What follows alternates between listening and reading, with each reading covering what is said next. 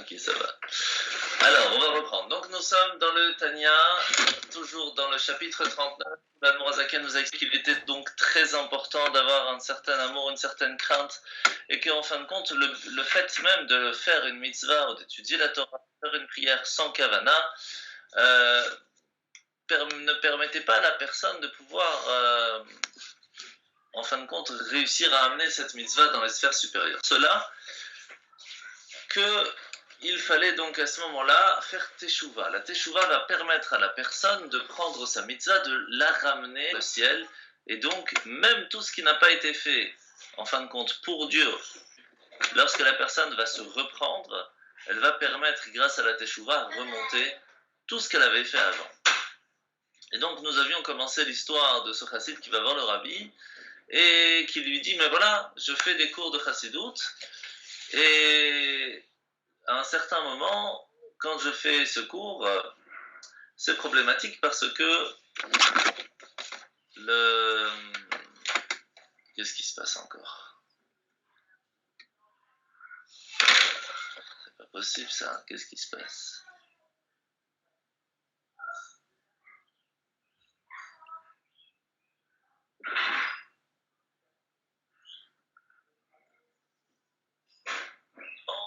Quand je fais ce cours, problématique parce que qu'est-ce qui se passe? C'est pas possible ça. Quand je fais ce cours,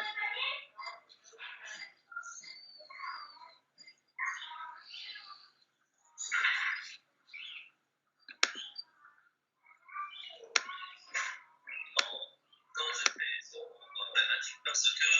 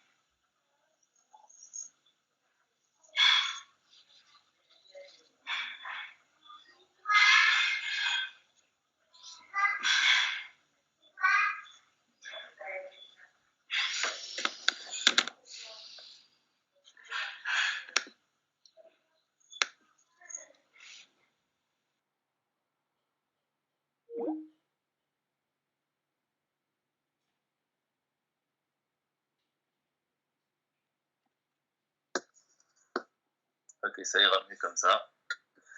Donc, sorry, hein, c'est des allées. Alors, donc nous sommes donc dans que le rabbi a dit au chassid, en fin de compte, lis ton cours, ceux qui profitent de la chassidoute, eux ne voient pas ce qu'il y a à l'intérieur de toi. Le problème n'est pas chez eux, le problème il est chez toi. Donc travaille-toi sur ce fait, et eux ne doivent pas avoir sur ce problème. Donc c'est ce qu'il va faire en fin de compte. Il va travailler sur le fait que lui doit travailler sur son orgueil, etc. Se doivent de vraiment, en fin de compte, de faire le coup. Alors, sur ça, on va continuer. Que va-t-il se passer? Une personne va étudier, va faire la prière, va agir, va faire une mitzvah, pas spécialement pour une raison qui n'est pas bonne, donc on ne parle pas ici qu'il va faire pour un certain honneur recherché, mais plutôt simplement sans raison. On lui a demandé de le faire, il le fait. Simplement, il se trouve à l'école, il doit étudier la Torah, il étudie. Bien sûr, ça reste problématique.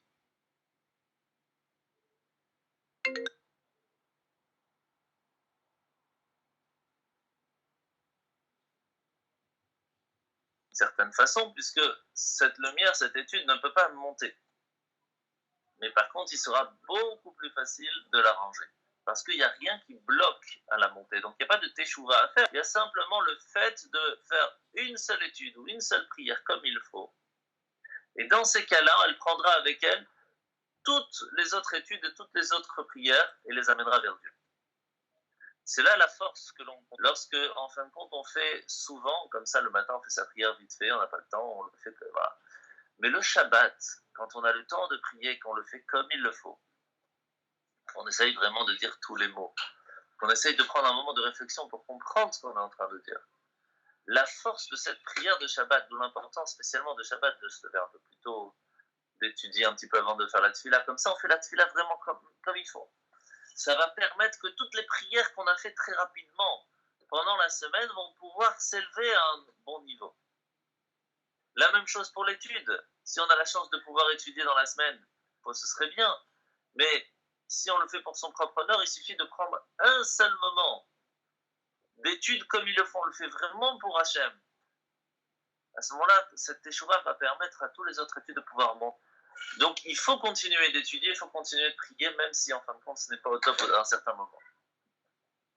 Nous allons parler maintenant de cette histoire du Baal Shem Tov. Une fois, le Baal Shem Tov est arrivé dans une ville, il est arrivé à la porte de la synagogue, et il s'arrête et il dit « Oula, la synagogue est pleine de prières. » Alors, les gens pensaient que c'était un compliment. Mais non, parce qu'il a dit « Toutes les prières qui sont là, elles ne sont toujours pas montées à Dieu, il y en a tellement qu'il n'y a plus de place pour rentrer. » C'est ça qu'il faut essayer de se rendre compte, en fait. C'est qu'on ne prie pas. On dit des mots, mais on n'est pas en train de parler avec Hachem. Il faut essayer de prendre un moment de réflexion pour savoir ce qu'on est en train de dire. C'est important. Alors, c'est pas évident, c'est certain. Alors, comment faire pour réussir à faire ça?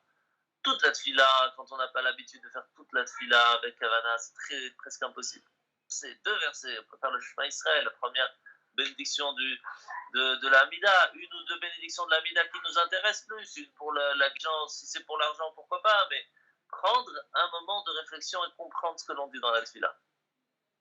Et chaque fois rajouter un verset, même si on ne fait pas l'autre, mais au moins on l'a déjà fait une fois, et à force, vous verrez que vous aurez la possibilité de comprendre ce que vous dites lorsque vous faites la tefila. Alors, dans la Yom Yom d'aujourd'hui, il est en relation avec le Teilim d'aujourd'hui aussi. Parce que dans le Teilim aujourd'hui, c'est marqué Baruch Hashem Yom Yom. Qu'est-ce que cela veut dire? Béni soit Hashem, jour. Pourquoi c'est marqué 2 fois? Alors, on a 2 réponses. Celui de Hillel Azaken qui nous dit que Doucha, la sainteté de façon générale, peut être utilisée le Shabbat, mais aussi de tous les jours.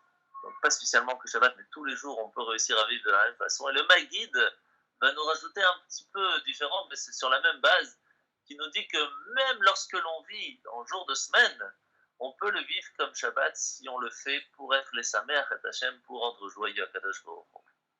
Sur ça, la Yom Yom d'aujourd'hui nous ramène les minagim de Shabbat Agadol. Les coutumes du Shabbat qui vient de passer, qu'il fallait donc étudier la Haggadah. Et dans la Haggadah, on commence par Avadim Haïnu. Alors il faut savoir, parce que d'un côté, on va être appelé des serviteurs, des esclaves, et de l'autre côté, des fois, on est appelé Tzivot Hashem, l'armée d'Hachem. Alors on est là. La réponse, elle est que quand on était esclave en Égypte, on était Avadim, eh bien, on est resté, même là-bas aussi, on est resté des Tzivot Hashem. Le fait même qu'on a gardé nos habits comme un soldat, on a gardé aussi notre nom comme un soldat, on a gardé aussi notre langue et on a parlé dans l'armée comme il le fallait. Ces 3 choses permettent de faire qu'on, même si on est esclave d'une certaine façon du monde extérieur, on reste l'armée d'Hachem. Et d'où l'importance de faire attention à comment on s'habille, pas comme la mode qu'il y a aujourd'hui autour de nous, non, comme un juif. On a notre prénom qu'on va s'appeler avec notre prénom en hébreu. Et notre langue sainte, l'hébreu, est importante de connaître pour pouvoir étudier, pour pouvoir prier comme il le faut. La mitzvah de ce matin, c'est la mitzvah numéro 2. C'est la mitzvah du feu. À partir du moment où quelqu'un va allumer un feu, ça peut être pour faire un barbecue, ou même il est en forêt, il fait un barbecue, quelque chose, il faut qu'il sache qu'il a une responsabilité, que si Chas Shalom, ce feu va se répandre, eh bien, tout sera à cause de lui, il devra tout payer. D'où l'importance de faire attention à la responsabilité que l'on a. Dans le Rambam d'aujourd'hui, nous continuons sur cette responsabilité en parlant de l'animal qui va faire un ézec, va faire un dommage à un autre animal, eh bien, combien va-t-il payer? Alors, si c'est un tam, c'est-à-dire si c'est la première, deuxième fois qu'il fait ça, il paiera que la moitié des dommages. Si par contre il est mouad, c'est-à-dire que ça fait déjà plus de 3 fois qu'il a fait ça, alors le propriétaire a une responsabilité de le garder, parce que ça peut arriver une fois, 2 fois. Après 3 fois, on sait que ce taureau est dangereux, et donc il va devoir tout payer les dommages. Imaginons que cet animal, ce taureau dangereux, va tuer un autre animal, et que lorsque l'on voit cet animal tué, il y a à côté le bébé qui vient de naître. Et on ne sait pas s'il est né alors qu'il y a eu encornement, et donc c'est à cause de l'encornement qu'en fin de compte ce bébé est né, et donc il faudra payer aussi sur le dommage encouru, ou donc dans ces cas-là, il ne faudra pas payer sur le bébé. Alors sachez qu'il y a une chose très importante qu'on va répéter 10 fois, mais c'est Amotsi Mechavero Alavaraya. À partir du moment où une personne veut faire sortir de l'argent de quelqu'un d'autre, c'est à lui de... La même chose si le bébé est mort à côté. Si on n'est pas sûr que c'est ça, Amotsi Mechavero Alavaraya, celui qui veut faire sortir l'argent de l'autre, c'est à lui d'amener la preuve. Et que l'animal se blesse, et que peut-être il s'est blessé avec une pierre ou un rocher qui se trouvait là-bas. Amotsi Mechavero Alavaraya, si l'autre il dit mais peut-être il s'est blessé en courant, et pas parce que il l'a encorné, c'est la même chose. Celui qui veut faire sortir de l'argent, c'est à lui d'amener la preuve.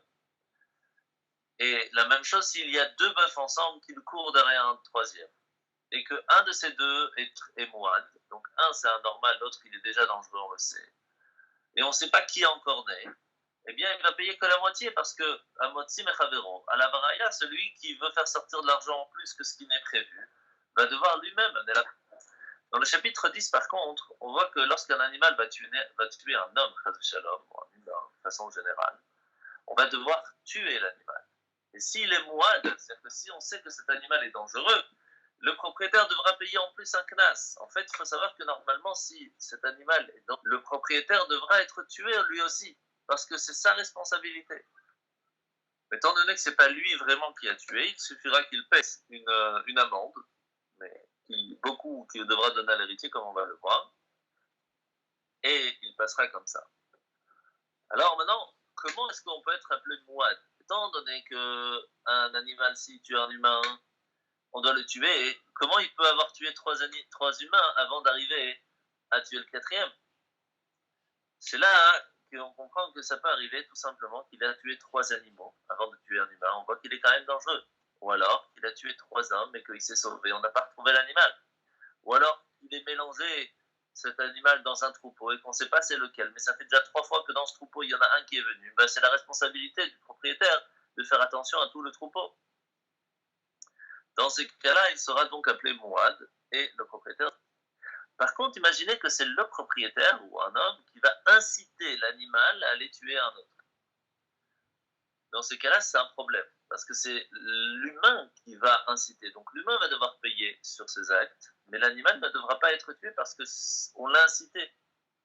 Le serpent qu'on a incité, là, le serpent lui-même, c'est lui qui tue. Donc là, c'est un peu différent. Donc là, on tuera aussi le serpent. Dans le chapitre 11, on va parler si l'animal il a été mélangé aux autres, on ne sait pas c'est lequel. Comment on fait pour savoir? Alors on fait pas, on n'a pas le choix, on ne va pas tuer tout le troupeau. Mais c'est la responsabilité du propriétaire qui, de toute façon, devra payer sur les dommages. Maintenant, combien on va devoir payer? C'est sur ça que Rambam va nous parler un petit peu plus. On ne va pas rentrer trop dans le détail, mais il faut savoir que ça va dépendre aussi. Si c'est un adulte, si c'est un enfant, si c'est une femme, serviteur, c'est un mi-serviteur, s'il a 2 choutafim, 2 associés, etc. Et bien sûr, à qui on va donner? Aux héritiers. Par contre, si l'animal va encorner une femme enceinte, là c'est différent. Il ne va pas payer sur le bébé. Par contre, un humain qui va taper Shalom une femme enceinte, il devra payer et pour la femme et pour le bébé, parce qu'il sait ce qu'il est en train de faire. Alors, maintenant de la paracha de la semaine. Nous sommes paracha Tzav. Et aujourd'hui, il ne faut pas oublier que nous allons faire le 12e Nassi de cette année. Donc il ne faudra pas oublier de le faire aujourd'hui. Et dans la paracha, nous voyons que lorsque Moshe Rabbeinu va faire pendant les 7 jours d'inauguration, il va faire le temple, les gens vont être tristes parce que Dieu ne s'est pas, en fin de compte, n'est pas venu, n'a pas résidé sur le temple. Et donc il va demander à Aaron de venir faire le 8e jour. C'est là que Au tout début, la Shrina ne va pas venir. Et même Aaron Cohen lui-même va être triste. Ah, Moshe, pourquoi tu m'as demandé de faire? Maintenant j'ai honte, tout le monde a vu que j'ai fait, qu'il n'y a rien qui s'est passé. Alors Moshe va lui dire, viens avec moi, on va dans le Mishkan, on va faire les Ktoret. Et là, toujours rien ne se passe. Alors, Aaron, il va faire ce qu'on appelle la Birkat Kohanim, la bénédiction des Kohanim. Il va bénir le peuple juif. Il va leur dire, écoutez, moi, ce n'est pas moi qui bénis. Je ne fais que transmettre ce que Hachem me donne. C'est là qu'on voit la grande humilité de Aaron, parce que chaque fois qu'il parle, il est en train de dire, c'est pas moi qui fais, je ne fais que transmettre ce que Hachem m'a donné. Et en plus, il dit à Moshe, mais maintenant j'ai honte, parce que pourquoi est-ce que Hachem n'a pas résidé sur le temple? Parce que c'est à cause de moi. Parce que j'avais participé au Vaudor. Donc on voit une chose extraordinaire, encore une fois, cette force de responsabilité que la personne doit avoir. Très souvent, malheureusement, les gens ils disent, ouais, c'est pas à cause de moi, c'est à cause de lui, c'est pas moi qui ai fait le problème, c'est lui. Malheureusement, le fait de penser comme ça enlève une certaine responsabilité à la personne. Et c'est pour cela qu'il est important de comprendre la responsabilité que l'on a chacun d'entre nous par rapport au peuple juif. Parce que chaque fois que l'on fait une bêtise, tout le peuple juif qui en profite. Chaque fois qu'on fait une bêtise, c'est aussi tout le peuple juif qui en pâtit. Et donc la responsabilité est grande pour chacun d'entre nous. Et on va finir avec ces deux histoires. Il y avait une fois, dans une ville, où il y avait une synagogue de riches, une synagogue de pauvres. Et à Simchat Torah, la synagogue de riches avait une grande cruche remplie d'alcool, et les pauvres n'avaient pas grand-chose. Et donc ils ont eu une très bonne idée.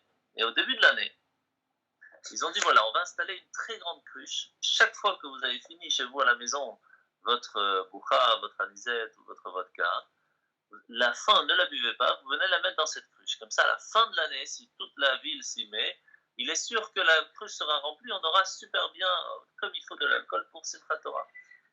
Très bonne idée, tout le monde est content.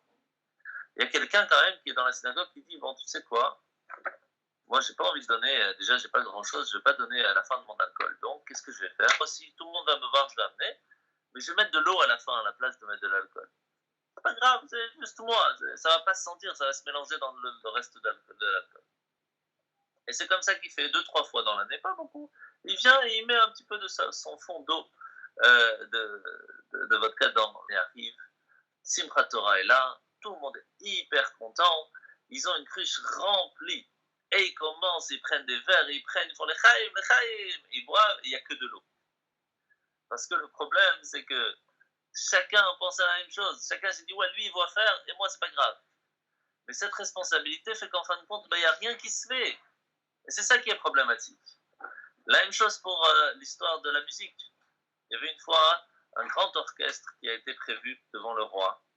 Et il y a un des grands musiciens, des violonistes, qui se dit, bon, moi, je ne peux pas venir là maintenant. Oui, pardon. Hop. Pas de souci. Donc, il y a un des violonistes qui dit, moi, je ne peux pas la venir maintenant aujourd'hui.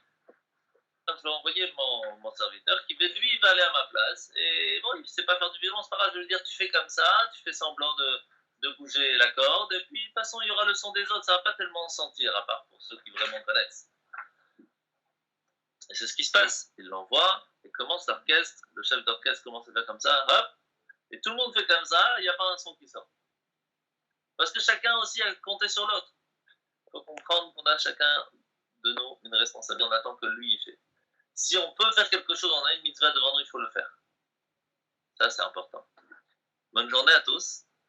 Chag Sameach à tous, Pesach Keshav et Sameach, qu'on puisse savoir que pour de bonnes occasions et qu'on espère que la matzah de la Emouna et la matzah de la Refoua que l'on mangera à Pesach nous permettra d'éradiquer tout ce problème et de pouvoir se retrouver Bezrat Hashem très rapidement avec Mashiach. Bonne journée.